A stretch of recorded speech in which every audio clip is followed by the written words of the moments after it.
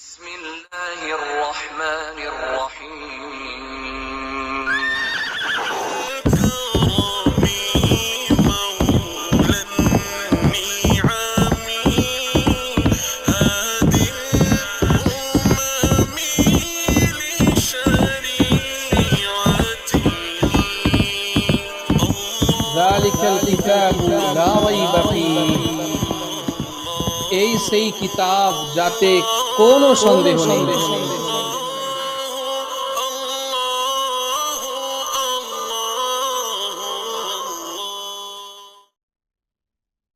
আসসালামু আলাইকুম ওয়া রাহমাতুল্লাহি ওয়া বারাকাতুহু। আলহামদুলিল্লাহ ওয়াসসালাতু ওয়াসসালামু আলা রাসূলিল্লাহি ওয়া আলা আলিহি ওয়া সাহবিহি ওয়া মান ওয়ালা আম্মা বা'দ।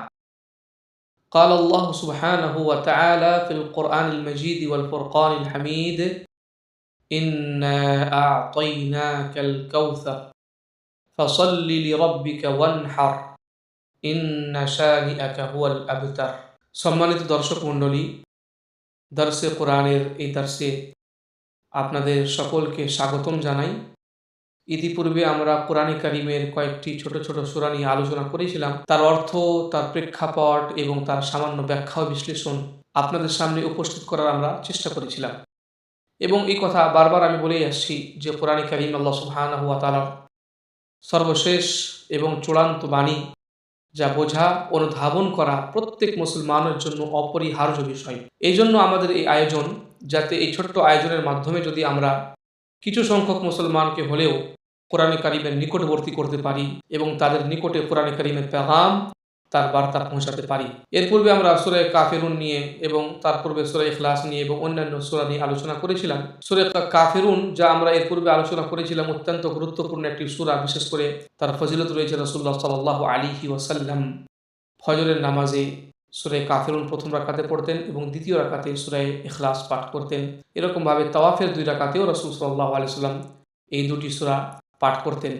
আজকে আমরা যেই সূরাটি নিয়ে আলোচনা করব সেটি হচ্ছে সূরা কাউসার। এটি কোরআনে কারিমের সবথেকে ছোট সূরা আমরা বলতে পারি। মাত্র 3টি আয়াত আছে এবং এই 3টি আয়াত অত্যন্ত সংক্ষিপ্ত, কিন্তু অর্থের দিক দিয়ে দেখলে আমরা জানতে পারি যে এর অনেক গভীর এবং এক প্রশস্ত অর্থ তার মধ্যে লুকিয়ে রয়েছে। আমরা আজকে তা সংক্ষিপ্ত আকারে ধারণ করার চেষ্টা করব। আল্লাহ সুবহানাহু ওয়া তাআলা আমাদের তৌফিক দান করুন। এই আয়াতের মধ্যে আল্লাহ সুবহানাহু ওয়া তাআলা কি বলেছেন আমরা প্রথমে শুনে নিই, তারপরে ইনশাআল্লাহ তার সামান্য ব্যাখ্যা বিশ্লেষণের দিকে আমরা ধাবিত হব। প্রথম আয়াতের মধ্যে আল্লাহ সুবহানাহু ওয়া তাআলা বলেন, ইন্না আ'তাইনাকাল কাউসার, যে নিশ্চয় আমি আপনাকে কাউসার দান করেছি। ফাসাল্লি লিরাব্বিকা ওয়ানহার, কাজেই আপনি আপনার প্রতিপালকের উদ্দেশ্যে সালাত প্রতিষ্ঠিত করুন এবং কুরবানি করুন, নহর করুন। ইন্না শানিআকা হুয়াল আবতার, নিশ্চয় আপনার শত্রুরাই বা আপনার বিরুদ্ধে যারা হিংসা এবং বিদ্বেষ পোষণ করে তারাই হচ্ছে নির্বংশ। এই 3টি মাত্র আয়াত। প্রথম আয়াতের ব্যাখ্যা আমরা এরকম ভাবে করছি যে প্রথম আয়াতে আল্লাহ সুবহানাহু ওয়া তাআলা বলেন, ইন্না আ'তাইনাকাল কাউসার, যে আমি নিশ্চয় আপনাকে কাউসার দান করেছি। এই কাউসার কি, এ সম্পর্কে মুফাসসিরিন কিরাম যা লিখেছেন, উলামায়ে কিরাম যা উল্লেখ করেছেন, তার নির্যাস সংক্ষিপ্ত আকারে আমি আপনাদের সামনে পেশ করছি। এবং হাদিসের মধ্যেও বর্ণিত হয়েছে, রাসূলুল্লাহ সাল্লাল্লাহু আলাইহি সাল্লাম সম্পর্কে বর্ণিত হয়েছে।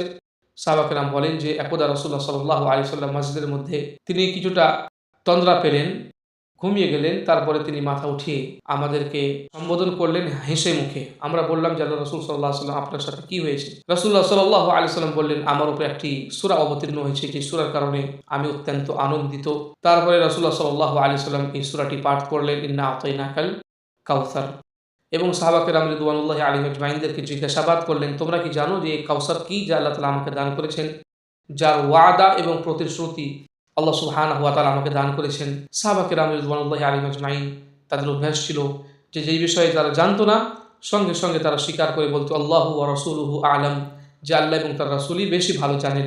রাসূলুল্লাহ সাল্লাল্লাহু আলাইহি ওয়াসাল্লাম তখন বললেন যে কাউসার হচ্ছে জান্নাতের একটি নহর, জান্নাতের একটি নদী, যা আমাকে দান করা হয়েছে এবং তারই হাউজ থেকে আমি কাল কিয়ামতের দিনে হাসরের মাঠে নিজের উম্মতকে এখান থেকে পানি পান করাবো। আরও অন্যান্য হাদিসে বলেছেন, রাসূলুল্লাহ সাল্লাল্লাহু আলাইহি সাল্লাম ইরশাদ করেছেন যে এই হাউজের মধ্যে যে পানি হবে, কাউসারের যে পানি হবে, পানি পান করার দিক দিয়ে অত্যন্ত সুস্বাদু হবে, মধুর থেকেও সুস্বাদু এবং মিষ্টি, এবং দেখতে দুধের থেকেও সুন্দর এবং সাদা শুভ্র হবে। এবং যে মাটির উপরে এই হাউজ প্রবাহিত হবে বা এই কাউসার প্রবাহিত হবে সেটা হচ্ছে মুশকের, অর্থাৎ তার মধ্যে সুগন্ধিও থাকবে। তো এই সমস্ত বর্ণনার খোলাসা হচ্ছে যে অত্যন্ত সুন্দর, আকর্ষণীয় আল্লাহ রাসূল সাল্লাল্লাহু আলাইহি সাল্লামকে আল্লাহ সুবহানাহু ওয়া তাআলা এই হাউজ দান করেছেন, হাউজে কাউসার দান করেছেন।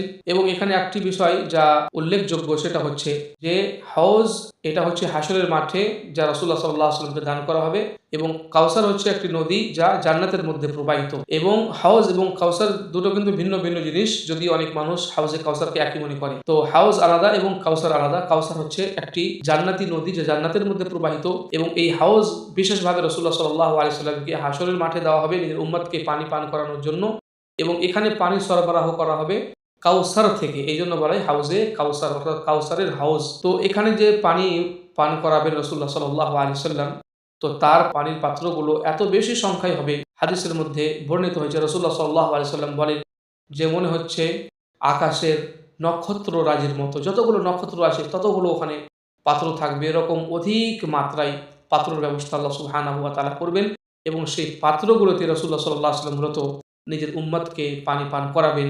হাদিসের মধ্যে এটাও বর্ণিত হয়েছে যে এক শ্রেণীর মানুষ যখন এই হাউজে কাউসারের কাছাকাছি আসবে, তখন ফেরেশতারা তাদেরকে সেখান থেকে বিতাড়িত করবে, বহিষ্কৃত করবে।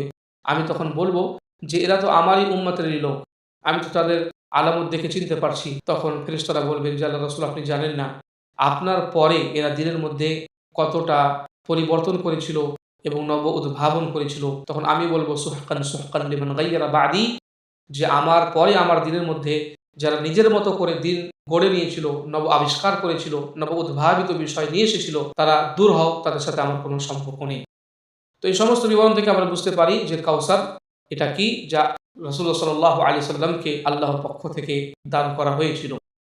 তারপরে দ্বিতীয় আয়াত, যার মধ্যে আল্লাহ সুবহানাহু ওয়া তাআলা বলেছেন ফাসাল্লি লিরাব্বিকা ওয়ানহার, যে তুমি তোমার প্রতিপালকের জন্য সালাত প্রতিষ্ঠিত করো, নামাজ কায়েম করো, এবং তার জন্য তোমরা নাহার করো, কুরবানি করো। তার মানে যেহেতু আল্লাহ সুবহানাহু ওয়া তাআলা রাসূলুল্লাহ সাল্লাল্লাহু আলাইহি সাল্লামকে কাউসারের মতো একটি নদী বা হাউজ বা হাশরের মাথায় দান করেছেন, এই জন্য কৃতজ্ঞতা স্বরূপ রাসূলুল্লাহ সাল্লাল্লাহু আলাইহি সাল্লামকে এখানে আদেশ করা হচ্ছে যে আল্লাহ তাআলা যেহেতু আপনাকে এত বড় একটা নিয়ামত দান করেছেন, এই জন্য আপনার উচিত হবে যে আপনি আপনার প্রতিপালকের উদ্দেশ্যে শুধুমাত্র সালাত প্রতিষ্ঠিত করুন, তার জন্য কুরবানি পেশ করুন। এখানে দুটি ইবাদতের কথা আল্লাহ সুবহানাহু ওয়া তাআলা বললেন। প্রথমটি হচ্ছে সালাত এবং দ্বিতীয়টি হচ্ছে কুরবানি। এটা এই জন্য যে সালাত হচ্ছে জিসমানি ইবাদত, যাকে বলা হয় শারীরিক ইবাদতের মধ্যে সব থেকে উপরে, সব থেকে মূল ইবাদত শারীরিক ইবাদতের ক্ষেত্রে সেটি হচ্ছে সালাত বা নামাজ। এবং আর্থিক যে সমস্ত ইবাদতগুলো রয়েছে তার মধ্যে গুরুত্বপূর্ণ একটি ইবাদত হচ্ছে কুরবানি। এই জন্য শারীরিক এবং আর্থিক ইবাদতের সমন্বয় যাতে ঘটে, এই জন্য আল্লাহ সুবহানাহু ওয়া তাআলা রাসূলুল্লাহ সাল্লাল্লাহু আলাইহি সাল্লামকে বলেন যে আপনি শারীরিকভাবে আপনার প্রতিপালকের জন্য নামাজ প্রতিষ্ঠিত করুন, এবং আর্থিকভাবে আপনি ইবাদত করুন কুরবানির মাধ্যমে। এবং ওয়ানহার শব্দটি যে ব্যবহার হচ্ছে নাহার, প্রকৃতপক্ষে নাহার করা হয় উটকে, এবং যেহেতু আরবে বেশিরভাগ উট ছিল এই জন্য এই নহর শব্দটি ব্যবহার করা হয়েছে, নাহার শব্দটি ব্যবহার করা হয়েছে। কিন্তু মুফাসসিরিনে কেরাম বলেন যে এখানে উদ্দেশ্য হচ্ছে কুরবানি করা, আর নাহার আর জাবাহের মধ্যে পার্থক্য রয়েছে। নাহার বলা হয় যে উটের হাত পাকে বেঁধে দিয়ে তার কণ্ঠনালীতে বর্ষা বা ছুরি মেরে তাকে দাঁড় করিয়ে যেই নিয়মে তাকে জবাহ করা হয় সেটাকে বলা হয় নাহার। আর জবাহ বলতে বোঝানো হয় যেমন আমরা গরু এবং অন্যান্য ছাগলকে করি, যে তাকে শুয়ে দেওয়া হয়, তারপরে কণ্ঠনালীতে ছুরি চালিয়ে তাকে জবাহ করা হয়, এটাকে বলা হয় জবাহ করা, জবাই করা। আর উটের সাথে যেটা প্রসেসের মাধ্যমে হালাল করা হয় সেটাকে বলা হয় নহর করা। তো ওয়ানহার বলতে আল্লাহ সুবহানাহু ওয়া তাআলা বলেছেন যে তোমরা কুরবানি করো, অর্থাৎ সেটা উট হোক বা অন্যান্য প্রাণী হোক, আল্লাহ সুবহানাহু ওয়া তাআলার রাস্তায় তোমরা সেটা কুরবানি করে থাকো নামাজের সাথে সাথে। তো রাসূলুল্লাহ সাল্লাল্লাহু আলাইহি সাল্লামকে আল্লাহ তাআলা আদেশ দিলেন যে তুমি তোমার প্রতিপালকের উদ্দেশ্যে সালাত প্রতিষ্ঠিত করবে, এবং আর্থিক ইবাদতের ক্ষেত্রে তুমি তোমার প্রতিপালকের জন্য কুরবানিও করবে। এখান থেকে কুরবানির ফজিলত আমরা বুঝতে পারি। শেষের আয়াতে আল্লাহ সুবহানাহু ওয়া তাআলা বলেন ইন্না শানিআকা হুয়াল আবতার, নিশ্চয় আপনার প্রতি যারা বিদ্বেষী এবং আপনার বিরুদ্ধে যারা শত্রুতা পোষণকারী তারাই হচ্ছে নির্বংশ। এই আয়াতের একটি প্রেক্ষাপট রয়েছে। প্রেক্ষাপট এটা যে আমরা জানি রাসূলুল্লাহ সাল্লাল্লাহু আলাইহি ওয়াসাল্লামের কোনো পুত্র সন্তান জীবিত থাকেননি। রাসূলুল্লাহ সাল্লাল্লাহু আলাইহি ওয়াসাল্লামের যেই সমস্ত পুত্র সন্তান জন্মগ্রহণ করেছিলেন তারা নিজের শৈশবকালেই তারা এই দুনিয়া থেকে গত হয়েছিলেন, মৃত্যুবরণ করেছিলেন। এই জন্য অনেক কাফিররা এটাকে সুযোগ মনে করে রাসূল সাল্লাল্লাহু আলাইহি ওয়াসাল্লামের উপহাস করত এবং রাসূল সাল্লাল্লাহু আলাইহি ওয়াসাল্লামকে নির্বংশ বলে তারা আখ্যায়িত করত, ঠাট্টা করত। তাদেরই প্রকৃতপক্ষে উত্তরের জন্য এই আয়াতটি অবতীর্ণ হয়ে থাকে। এই মর্মে আরেকটি ঘটনা বর্ণিত হয়েছে যে কাব বিন আশরাফ, যে মদিনার ইহুদিদের সর্দার ছিল, সে একদা মক্কায় কোনো কর্মে গিয়েছিল। তখন কুরাইশের মানুষরা তাকে জিজ্ঞাসা করলো যে আপনি নাকি মদিনার সর্দার এবং সম্মানিত মানুষ? তখন সে বলল যে হ্যাঁ। তখন তারা অভিযোগ আনলো যে এই মুহাম্মদ যে মক্কা ছেড়ে দিয়ে আপনাদের মদিনাতে গিয়ে বসবাস এখন বর্তমানে করছে হিজরত করে, সে মনে করে যে আমাদের মধ্যে সে নাকি সব থেকে বড় সম্মানিত, তার কাছে নবুয়ত এসেছে, রিসালাত এসেছে, সে নাকি আল্লাহ সুবহানাহু ওয়া তাআলার পক্ষ থেকে বার্তাবাহক। কিন্তু আমরা তো দেখছি যে তার কোনো পুত্র সন্তান নেই, তার সমস্ত সন্তানগুলো হচ্ছে কন্যা সন্তান। তাহলে সে তো নির্বংশ হলো, সে আমাদের মধ্যে অধিক সম্মানিত কেমন করে হতে পারে? তখন কাব বিন আশরাফ, যে ইহুদি ছিল এবং রাসূল সাল্লাল্লাহু আলাইহি ওয়াসাল্লামের অনেক বড় শত্রু ছিল, সে তখন তাদের সমর্থনে বলে উঠল যে হ্যাঁ, তোমরা হচ্ছে তাদের থেকে বেশি সম্মানিত, সে তো হচ্ছে নির্বংশ। তারও উত্তর দেওয়ার জন্য আল্লাহ সুবহানাহু ওয়া তাআলা এই আয়াতটি অবতীর্ণ করে বললেন, ইন্না শানিআকা হুয়াল আবতার, যে হে আল্লাহর রাসূল, আপনি নিরাশ হবেন না, আপনি দুঃখ নেবেন না। আপনার যারা শত্রু, আপনার বিরুদ্ধে যারা শত্রুতা পোষণ করে, বিদ্বেষ পোষণ করে, প্রকৃতপক্ষে তারাই হচ্ছে নির্বংশ, আপনি নন। আপনার পুত্র সন্তান জীবিত থাকেনি এ কথা ঠিক হলেও আপনার সম্মান, আপনার মর্যাদা তাদের থেকে অনেক গুণ বেশি।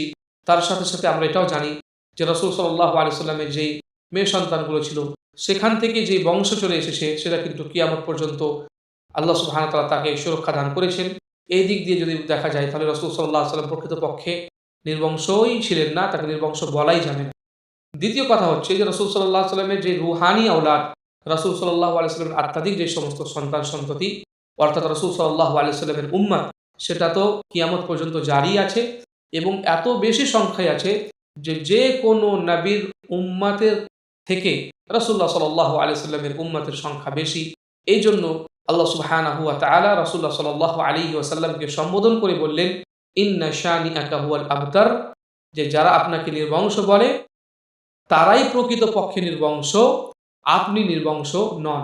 তাহলে এই তিনটি আয়াত অত্যন্ত গুরুত্বপূর্ণ আয়াত। আমরা দেখলাম ছোট একটি সূরা, কিন্তু তার মধ্যে আল্লাহ সুবহানাহু ওয়া তাআলা কত গুরুত্বপূর্ণ তথ্য আমাদের সামনে পেশ করেছেন, কত গভীর অর্থ তার মধ্যে লুকিয়ে রয়েছে। এই জন্য আমাদের দায়িত্ব আমরা সেগুলো অনুধাবন করব, বুঝব এবং সেই অনুপাতে যদি আমলের ক্ষেত্র থাকে তাহলে আমরা আমল করব, আকীদা বিশ্বাসের ময়দান থাকে তাহলে সেই মতো আমরা আকীদা বিশ্বাস পোষণ করব এবং রাসূলুল্লাহ সাল্লাল্লাহু আলাইহি ওয়াসাল্লামের সম্মান আমরা অন্তরের মধ্যে রাখব। এখানেই আজকে আমাদের এই এপিসোড। অবশেষে আল্লাহ সুবহানাহু ওয়া তাআলার নিকটে আমরা সকলেই প্রার্থনা করি যে আল্লাহ কোরআনে কারীম দিয়ে আমরা যাতে নিজের জীবন গড়তে পারি তার তুমি তৌফিক দান করো। আমিন। ওয়া আখিরু দাওয়ানা আনিল হামদুলিল্লাহি রাব্বিল আলামিন।